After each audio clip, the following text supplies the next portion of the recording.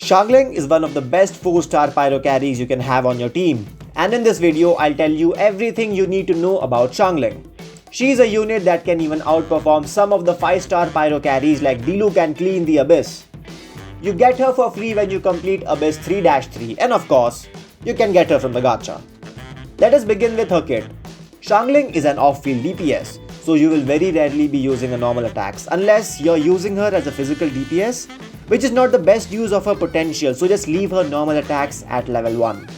Her elemental skill summons Goba the Panda onto the field, who breathes fire on the enemies. The only drawback about Goba is that once he is placed, you cannot reposition him like Oz. So if the enemy moves out of Goba's range, he just sits there breathing fire into nothing. But that doesn't mean Goba is bad. He has the potential to deal a good amount of damage and can also act as a pyro applier in many meld teams, especially with Ganyu, Ayaka as well as Chongyun. Moving on to Xiangling's Elemental Burst. This is the ability that makes Xiangling a broken pyro unit. When Xiangling's burst is used, she launches a pyronado that whirls around her. The pyronado will move with your character, dealing pyro damage to all the enemies in its path. The energy cost for Xiangling's Elemental Burst is 80, so you will always be running her with another pyro battery in your team, because it gets tough to get her burst back up on cooldown on every single rotation without a pyro battery. The best thing about Xiangling's pyronado is that it can snapshot Bennett's attack buff. What this means is that the attack buff provided by Bennett stays on the pyronado even if you walk out of Bennett's Elemental Burst after using the pyronado.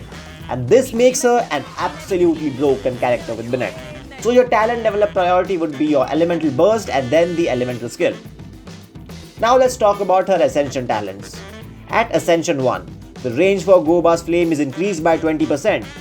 At Ascension 4, when Goba leaves the field after the elemental skill duration ends, he leaves a chili pepper on the field, and the character that picks up this chili pepper gets 10% attack boost for 10 seconds. Xiangling's passive talent gives her a 12% chance to receive double the product while cooking an attack boosting dish perfectly. Talking about her constellations.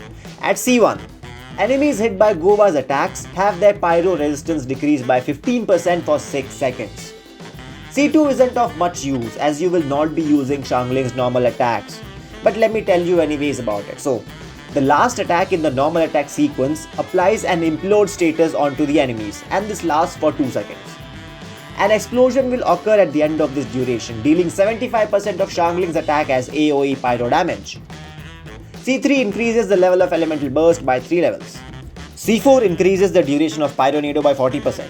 In short, Xiangling's burst lasts 4 seconds longer, that is, taking a burst duration from 10 seconds to 14 seconds. To use Xiangling most effectively, you will need at least her C4. She's good without C4 too, but C4 just makes the team rotations much easier and allows the pyronado to deal some more damage with those 4 extra seconds. C5 increases the level of elemental skill by 3 levels.